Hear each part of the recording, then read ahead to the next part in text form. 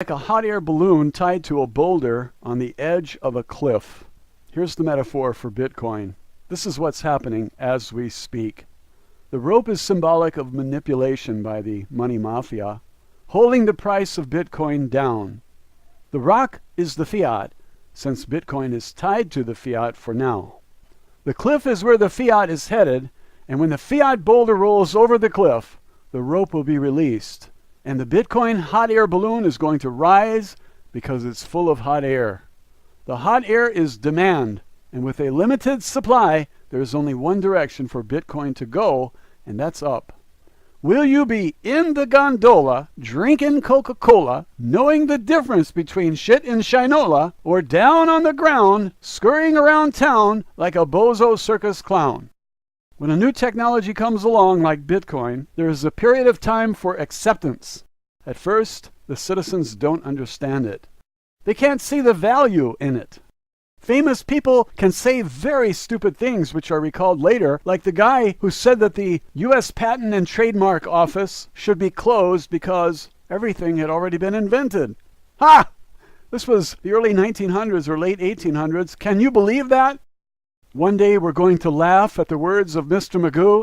Alan Greenspan, who just can't see the intrinsic value of Bitcoin even though he knows it's decentralized. As chairman of the Federal Reserve, you would think he would understand why any currency that is decentralized would be valuable. You would think that he would fully comprehend the damage done by the Fed, and you would think he would care more about the people and the country than money, power, and greed. Alan Greenspan is a traitor to this country. I hope Jesus kills him. He, better than anybody else, should understand how inflation is caused by a parasitic freeloading cartel of bankers who know no limits of their own greed. If Alan Greenspan is telling the truth, he's the world's biggest fool. And if he's lying, that's more believable. He thinks he's clever enough to fool us all, but some of us aren't amused by his lies. There are others trying to dissuade us from becoming devout Bitcoin believers. Bitcoin is a train that's coming to town, whether anyone likes it or not, and it might disrupt the power structure and the wealth structure as well. You can be part of it, or you can sit on the sidelines with a TSA finger up your ass. Bitcoin has the potential of turning the world upside down. Those who have money today might lose it in the most peculiar way. All those things that are now valuable, fiat currency, stocks on the stock market, gold, and real estate, just might become worth a whole lot less very soon as Bitcoin rises in the sky like a hot air balloon. Acceptance is the key. You can help. Stick around and you will see. First, understand Bitcoin and all its aspects of security, value, and potential. Once you are there, you will know what to do next. You will discover what is essential. Sit it out, take a snooze if that's what you choose, and vada bing, vada boom, you lose. This is a new technology, and no matter how old you are, you need to study this. Bitcoin is a stranger, agreed, but it's a game changer, indeed. Bitcoin acts like a thief in the night. It's a wealth rearranger. Bitcoin is Billy the Kid. Bitcoin inverts the well-known pyramid. The tyranny and the thefts of the elite will soon stop. Bitcoin will topple the all-seeing eye at the top. Bitcoin is not likely to be hoarded by the current money mafia because it's their rival, their enemy, and the thief in the night for those who receive the unearned money that is stolen from the rest of us, and we welcome Bitcoin's arrival.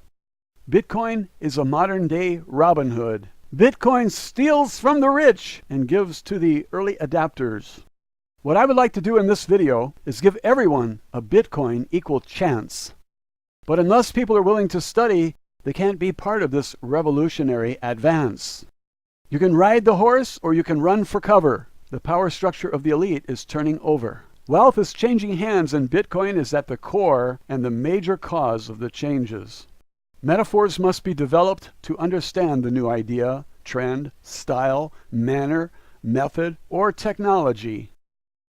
In 1988, the computer desktop and the mouse were the boss.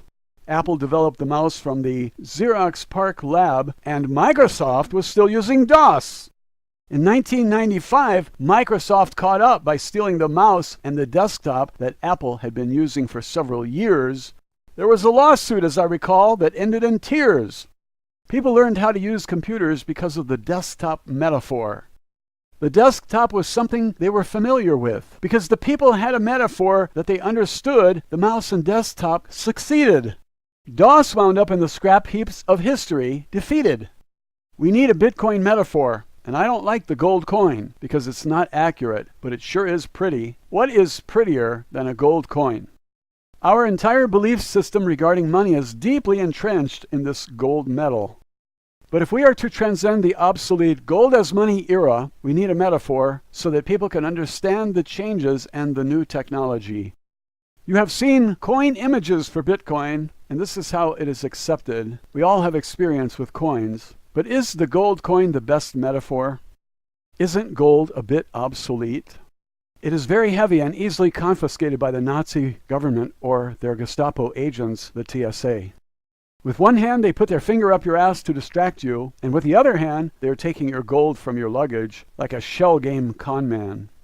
It's a deception, it's a distraction, and a theft. The TSA is totalitarian conditioning. Let's see the Gestapo for what it is. Now Bitcoin enters the play, and things are changing fast. Bitcoin is here to stay, and the Federal Reserve note could soon be a thing of the past. Bitcoin isn't a coin, and is much like the Federal Reserve note in a way. They are both electronic abstractions as they are being used today. Most transfers of the Federal Reserve notes are done electronically, identical to Bitcoin, in that both are just zeros and ones. They diverge in that one is controlled by the money mafia and Bitcoin is decentralized, which is better because of the counterfeiting at the Fed that causes inflation. Bitcoin is second to none in the transformation of our nation. The Federal Reserve note is not thought of as zeros and ones, nor is it thought of as digital, but it is, for the most part, isn't it?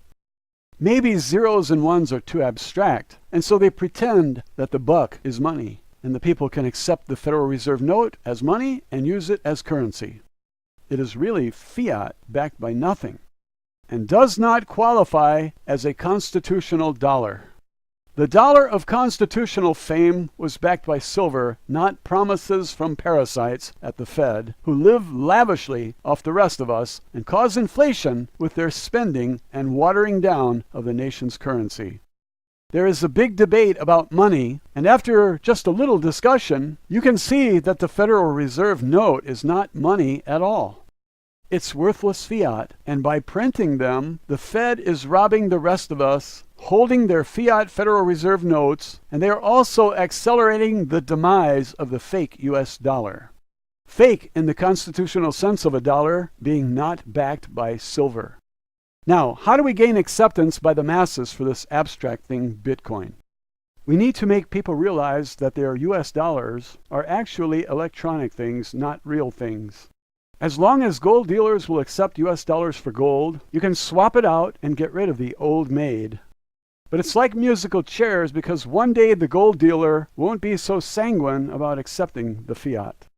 Runaway inflation will demonstrate that you can make a profit in a deal, and before you can use that money, it's fallen in purchasing power, and you can't buy as much as you could before you made the deal.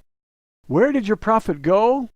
The Fed, the counterfeiters, the parasites and thieves. Your profit went away in the most peculiar way. And who is to say that you will wake up one day to find the pressure of your wealth has been relieved? At some time, everyone is going to turn away from the fiat, but where will they go? Gold dealers say, gold, buy gold, and that's because they sell gold. And I think gold is outdated for use as money. The technology to find it is too advanced. NASA wants to mine gold from asteroids and comets. This opens up all of space to gold mining, and I don't like that one bit. This renders gold not scarce anymore, doesn't it? There is another thing scary about gold. Arie de Geus figured out how to make gold using two gases. When you add up the number of protons of each, they equal that of gold. Change the number of protons in an element, and you have changed the element. It might be possible, if Arie de Geus is right, to fuse the nuclei of the two gases to make a lot of gold. Change the number of electrons and you change the name to an ion. Change the number of neutrons and you have the same element, but it's heavier, like deuterium and tritium combine with oxygen to form heavy water. Heavy water is very important in cold fusion, but what's in the test tube after you have released all that heat? There are 16 metals, and both gold and silver are among them. When the oil runs out, cold fusion is where we are headed, and it will drop the cost of energy to about 1/10 of what we are now paying. We are around $3 per gallon in the USA, and that will fall to about 30 cents per gallon on the equivalent energy scale. We are never going to run out of seawater, and a gallon of seawater has 10,000 times as much energy as a gallon of gasoline. So I think cold fusion is the future in energy. What do we do with all the gold and silver in the test tube? It's bound to ruin gold and silver as money, because it destroys the scarcity aspect of value. DUST. Demand, utility, scarcity, and transferability are the 4 aspects of value. I feel that gold is outdated because of our advanced technology. Real scarcity must be built in at the zeros and ones level, and we have to keep that currency or money out of the reach of the Fed, because they have a parasitic nature and they do awful things with money, like bribe members of Congress and the Supreme Court. Everyone has a Swiss bank account except you and me. This is an unfair system and has to end sometime. I say now, how about you? Bitcoin is here. It is decentralized, and you know the value of that. All those who say they can't see the intrinsic value of Bitcoin must be blind. Scarcity makes it valuable, and being decentralized also makes it valuable. Bad publicity only delays acceptance. It doesn't kill widespread acceptance of Bitcoin.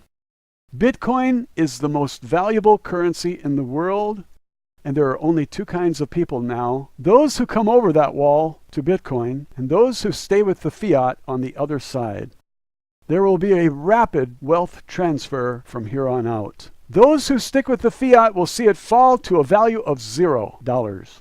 Those who recognize the virtues of a limited supply currency that can't be counterfeited and is decentralized might buy some and learn how to protect their stash, and they might see 1% of money that is currently in banks flying out and into Bitcoin, running the value of Bitcoin up to $750,000 each.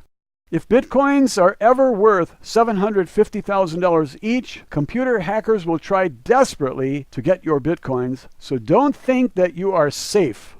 Bitcoin does not equal safety. As soon as there is money, there is a conspiracy to get it, and Bitcoin is no different.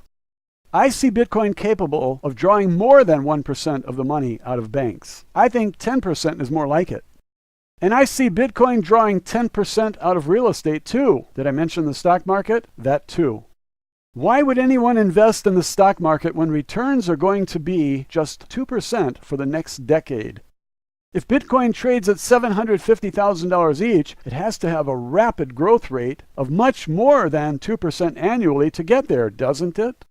From October 9th, 2011 to July 15th, 2015, Bitcoin grew at an annual rate of 233%.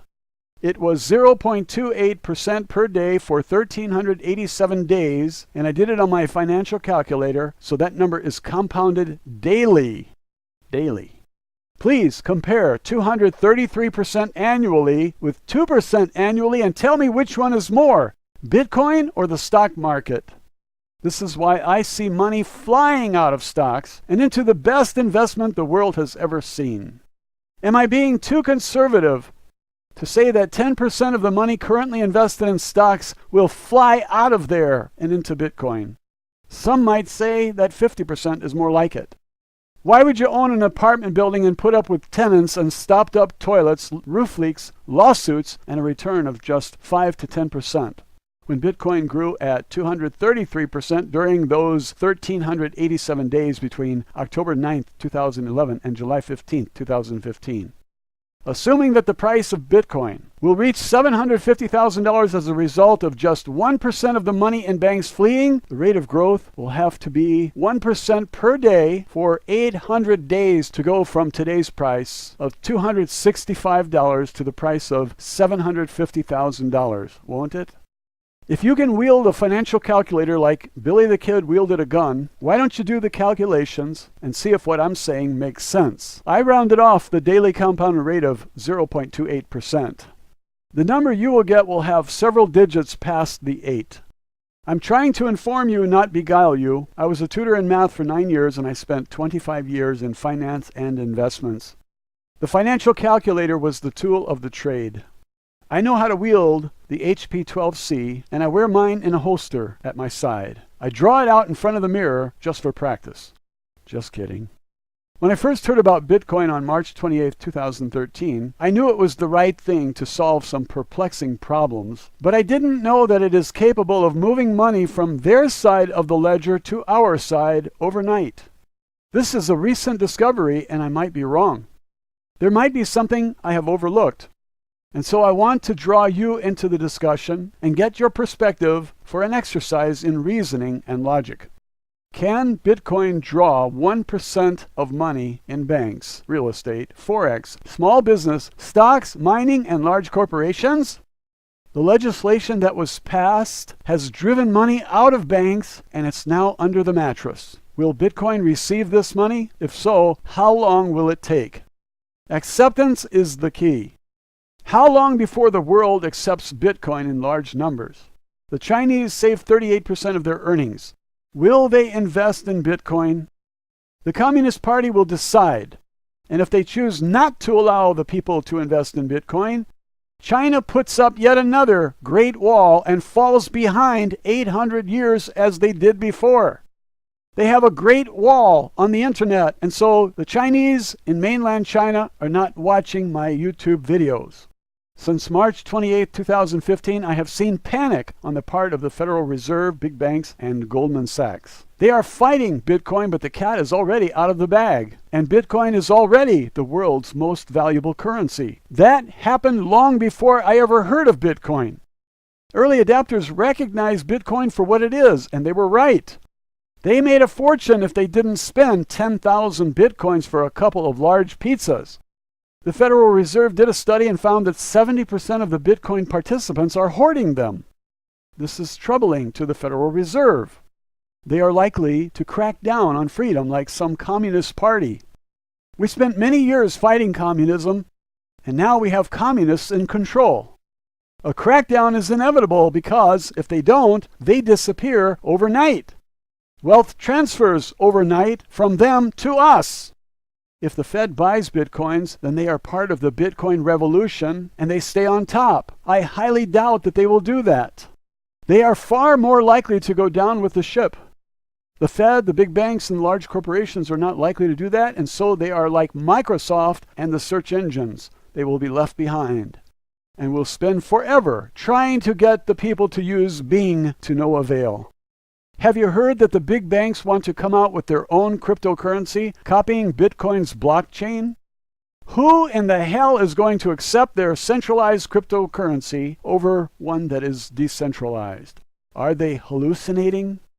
The core of Bitcoin's value is that it's decentralized and can't be manipulated by the Fed, the big banks, or large corporations. Do you trust the powers that be to keep any promises about a limited supply? Trusting them means that we learn nothing about them over the past 100 plus years and do not see them as parasites, Nazis, fascists, communists, socialists, tyrants, despots, and dictators. They are all of the above, and don't you forget it. As long as I have a choice, it won't be their creation that I bank on. We reject centralized control.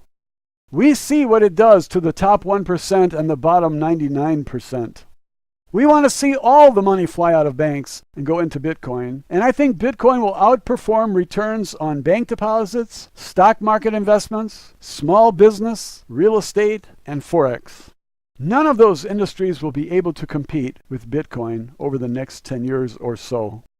To me, it's not a question of whether Bitcoin will draw 1% of the money in banks. It's just a matter of when. Since there is a limited supply of Bitcoins, the influx of cash has to be divided by the number of Bitcoins in existence. There are about 14,500,000 Bitcoins in existence as of August 15, 2015. If hoarders put in $14,500,000, the price of Bitcoin rises by $1. Forex does $4 trillion per day, and Bitcoin does about $57 million per day. So Forex is 70,000 times bigger than Bitcoin. Will 1% of Forex come out and go into Bitcoin? It could.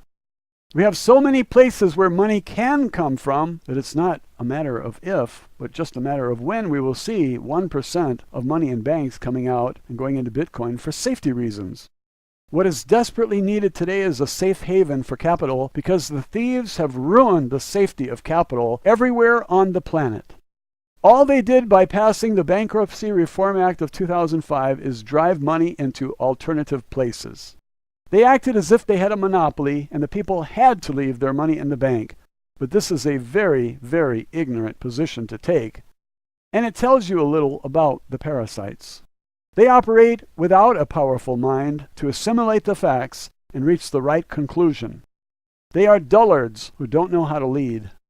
All they know is greed, and greed makes people very stupid, I have noticed over the past 25 years in real estate investments. Because of the incentives that have been put into place, like the Bankruptcy Reform Act of 2005 and the low rates of interest paid to bank depositors, you will see 1% flee banks and go into Bitcoin, which sends the price up to $750,000 in about 800 days if 1% per day is the right growth rate, and I don't know if that's right. It might be 1.5% per day or 0.75% per day. But I'm fairly sure that there will be an avalanche of money into Bitcoin for safety reasons all over the world. Conditions are right for this.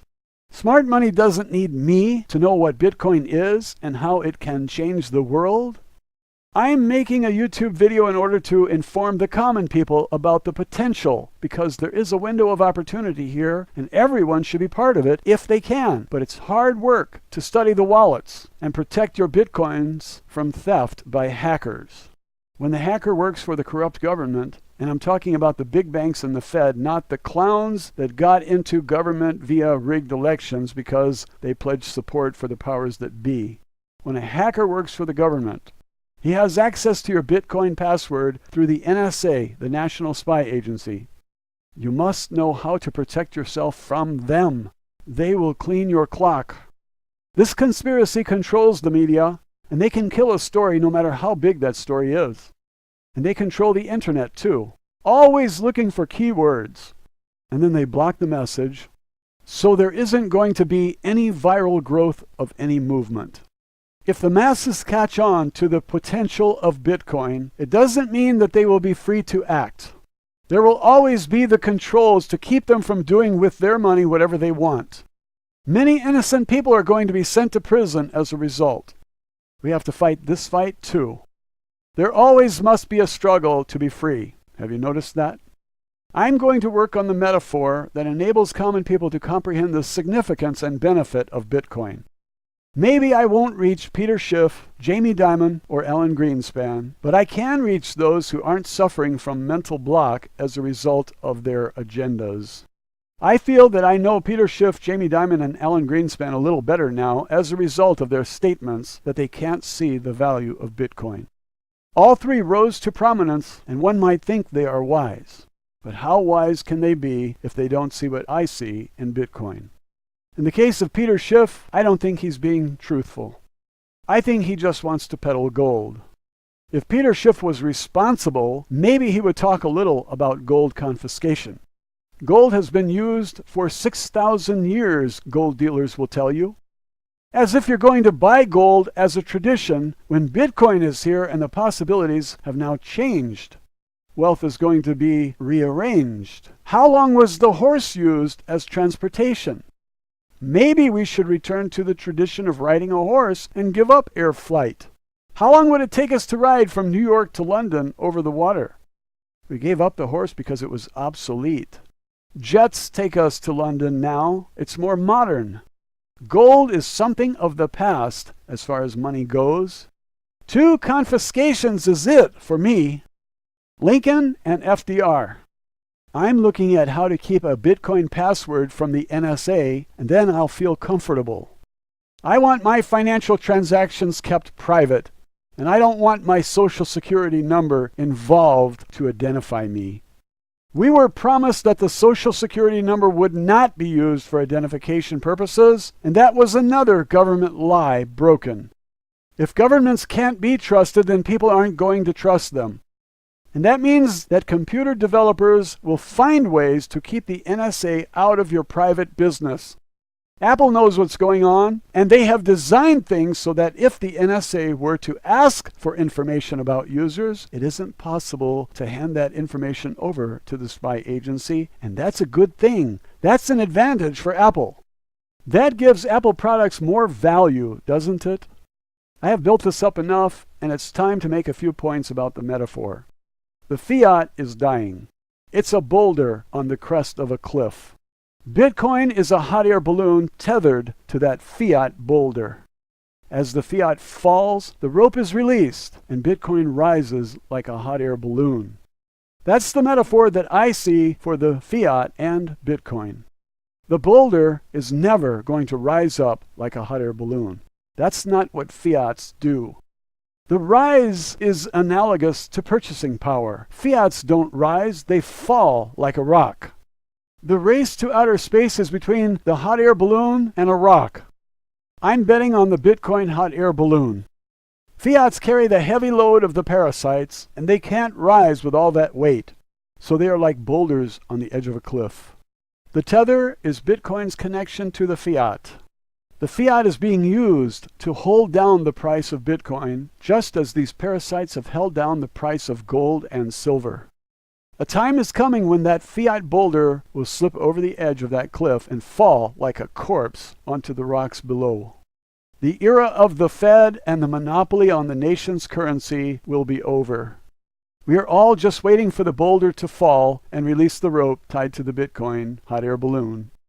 And when it is clear that the rope is untethered, the masses will jump into the investment elevator and ride it up. Who won't be on the elevator? Those who sold their Bitcoins or never purchased them in the first place. If these people have fiat in large quantities, they will see their purchasing power shrink. If they own real estate, they will see values plummet. If they stayed with stocks, they will see a stock market collapse of 90% before it rebounds. Some money will always stay with the traditional vehicles, but smart money will flee banks, the stock market, real estate, gold, silver, and both large and small businesses. Bitcoin will thrive because people want to survive.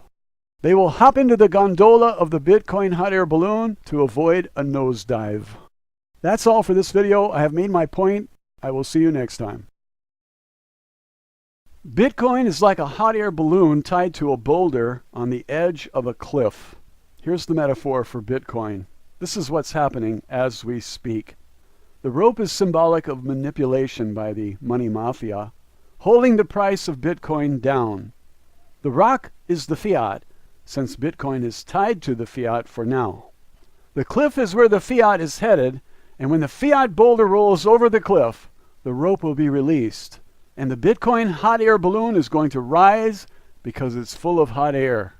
The hot air is demand, and with a limited supply, there is only one direction for Bitcoin to go, and that's up.